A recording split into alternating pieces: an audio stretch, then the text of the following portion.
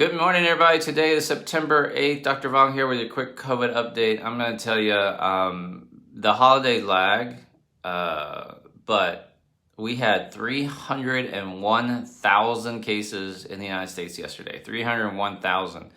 You know, that's probably due to underreporting from our Labor Day weekend, but it's pretty significant. And tomorrow's number is going to be really telling the next couple of days. Now that schools have come back in session, and pretty much the entire United States has started school now. And but there have been some states that started school earlier, like 2 or 3 weeks ago. And what we're starting to see is, and I'm not saying this to scare you, but it is massive increases in cases in our kids from these counties that started school like 2 or 3 weeks ago. The numbers are coming in and it's not good. We are not opening right. Kids are coming down with it. Who remembers last year when, people used to yell like, we send kids back to school, they don't get sick, and we didn't send kids back to school. That first in the spring we shut down school, graduation. Then the fall, we did a hybrid model a lot of times. My kid went to school for about a week. They had like 3 positive cases. I took her back virtual all of last year and let her go back to in-person in the spring when vaccines were out and cases were coming down, right? And now we're trying to do no virtual options and going back to school. Well, last year, who remembers me saying like kids made up a very small percentage of the cases? They were very small, maybe 5% of the cases.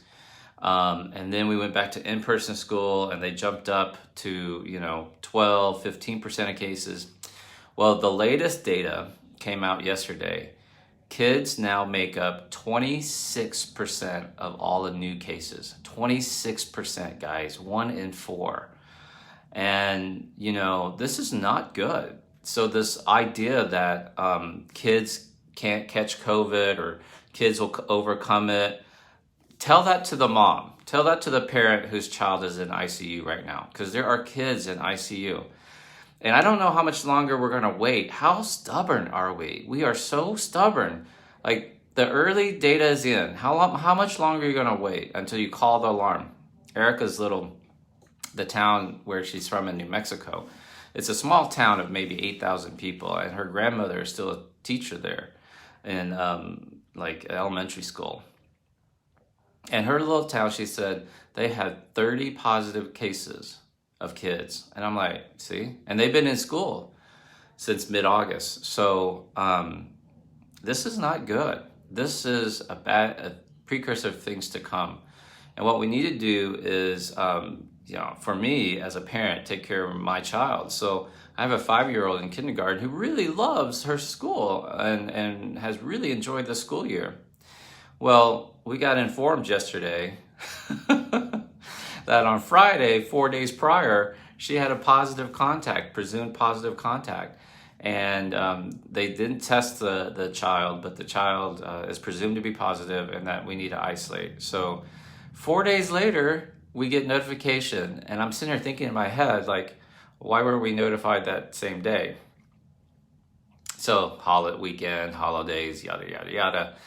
And anyway, so now we're quarantining, and we're all fine. Yesterday, I was like, is this allergies or do I have COVID? So, and then you worry a little bit because we were going to take her to school yesterday, and she woke up and she said, Mommy, I have a tummy ache. And she didn't want to get ready for school. She wanted to lay on the couch, which she normally loves to go to school. And that's when Erica checked her email to message the teacher that she wasn't going to be going in, and saw the email that she had a positive contact and that she needed to quarantine anyway.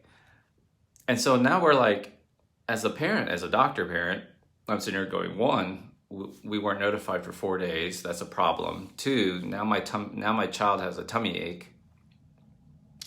And so her mom is a little bit upset. And I said, Erica, just calm down. She'll be fine. She's young. It's probably nothing. Kids get tummy bugs all the time. And she did. She was fine. I mean, she laid on the couch for a little bit, and then I gave her green smoothie. She wanted a green smoothie. Then she wanted other things to eat, and she's fine. All three of us are asymptomatic. We feel fine.